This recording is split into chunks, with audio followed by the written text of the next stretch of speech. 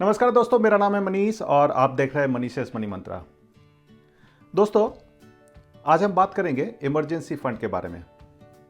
मेरे कुछ दिन पहले मैं अपने एक दोस्त से बात कर रहा था, तो वो मेरे को पूछा कि मनीष कहाँ इन्वेस्ट करूँ, कौन सा शेयर खरीदूँ नहीं खरीदूँ। तो मैंने उसको पहला सवाल ये पूछा कि तेरे पर्सनल फाइनेंस प्लानिंग कैसे है, बता मेरे को थोड़ा। तो मेरे को बोला क्या पर्सनल फाइनेंस प्लानिंग, मैं इन्वेस्ट करता हूँ, शेयर खरीदता हूँ, ये खरीदता हूँ, वो खरीदता हूँ। तो मैं बोला कि मान ले, अगर शेयर मार्केट तो आप लोग सब जानते ही है, मान ले अगर कल शेयर मार्केट गिर गया तो क्या करेगा। तो बोला मैं नहीं बेचूंगा, मैं डटे रहूँगा, अड़े रहूँगा, मैं और बाई करूँगा। तो मैं बोला कि तू डटे रहेगा, अड़े रहेगा और बाई करेगा, और बाई करने के लिए पैसा कहाँ से आएगा। नहीं, मैं जो कमाता हूँ और ख़रीदते जाऊँगा। चलो बहुत अच्छा है। मान ले इसी बीच कुछ अनहोनी हो गया, मेडिकल इमरजेंसी आ गया, पैसा कहाँ से लाएगा।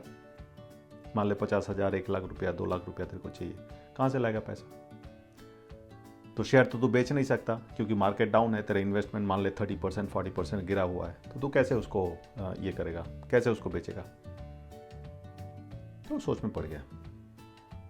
तो मैं बोला अगर तेरे पास पैसा इमरजेंसी फंड के लिए अलग से रखा हुआ नहीं है, तो तू मन चाहे दुनिया की कोई भी अच्छी से अच्छी इंस्ट्रूमेंट या प्रोडक्ट खरीद ले, वो तेरे लिए बेकार हो जाएगा।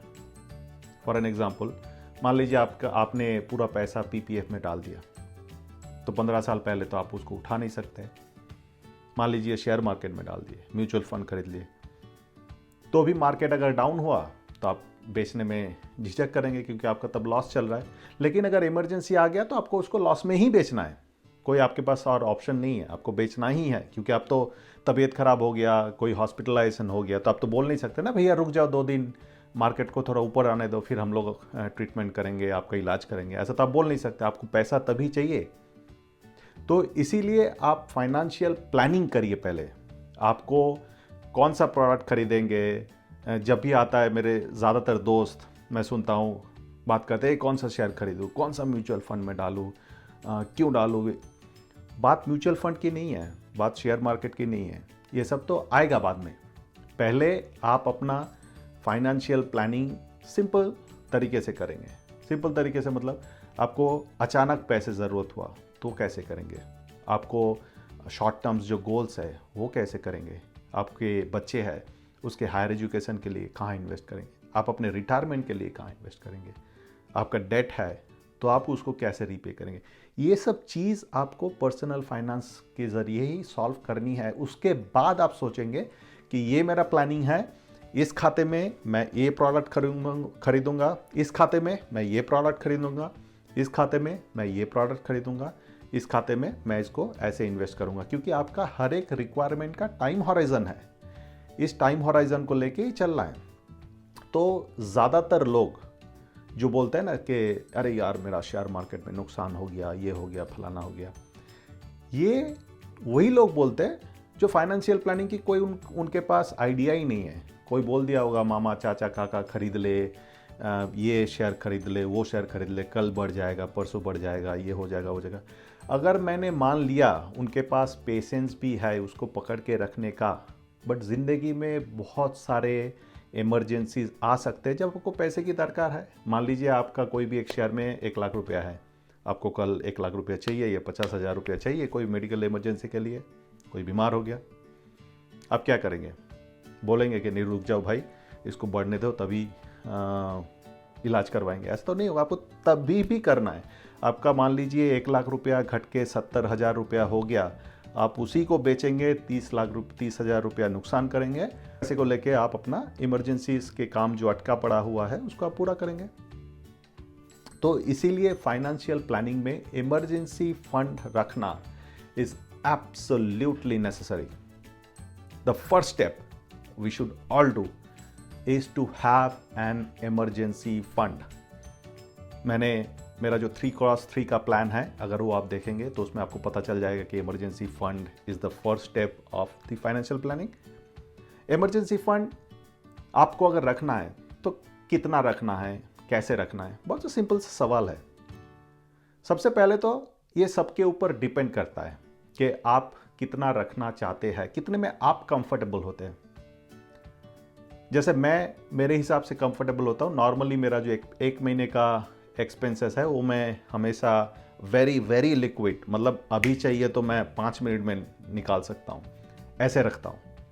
मेरा 8 to 9 मंथ्स, बोलते हैं 6 मंथ्स, किसी के पास 6 मंथ सफिशिएंट होता है, कंफर्ट रहता है, कोई 10 महीने में कंफर्ट रहता है, कोई 1 साल में कंफर्ट रहता है। आप जितने में कंफर्टेबल है कि मान लीजिए आपका बिजनेस है, तो बिजनेस मान लीजिए अच्छा नहीं कर रहा है, तो आपको आपके फैमिली को चलाना है, जो भी कर रहा है, तो आपका जो मंथली एक्सपेंसेस है उसका कम से कम 6 टाइम्स, ज़्यादा से ज़्यादा 1 साल का, जितने में आप कंफर्टेबल हैं उतना पैसा एकदम लिक्विड में रखें, जो आप मतलब 1 दिन 2 दिन के अंदर निकाल सकते हैं।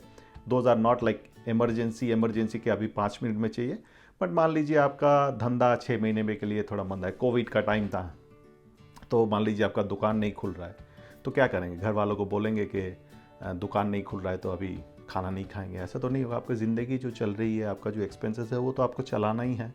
तो वो उसके लिए हमेशा अगर हम लोग प्लान करते हैं, प्रिपेयर्ड रहते हैं, तो ऐसी प्रॉब्लम कभी नहीं आएगी कि हम लोगों को मुश्किल से मुश्किल वाला इन्वेस्टमेंट तोड़ना पड़े रोज़मर्रा की ज़िंदगी के लिए। उसके लिए हम लोग तैयार रहेंगे। जॉब के लिए कोविड का टाइम है, बहुत सारा ले ऑफ्स हो रहा है, बहुत सारे लोगों के पास फरलो में चले गए हैं, जॉब्स, पैसा अर्निंग्स का थोड़ा प्रॉब्लम चल रहा है, सभी का कम ज़्यादा होते ही रहता है आजकल की ज़िंदगी। तो ये जो इमरजेंसी फंड्स है, ये आपको एक सिक्योरिटी देता है, ये आपके अंदर मनोबल बढ़ाता है। चल ठीक है, कोई नहीं, 6 महीने तक तो मेरे पास टाइम है, उसके अंदर कुछ ना कुछ हम लोग कर लेंगे। तो ये इमरजेंसी फंड, मेरी रिक्वेस्ट होगी आपसे कि प्लीज़ इग्नोर ना करें, बहुत इंपॉर्टेंट स्टेप्स है।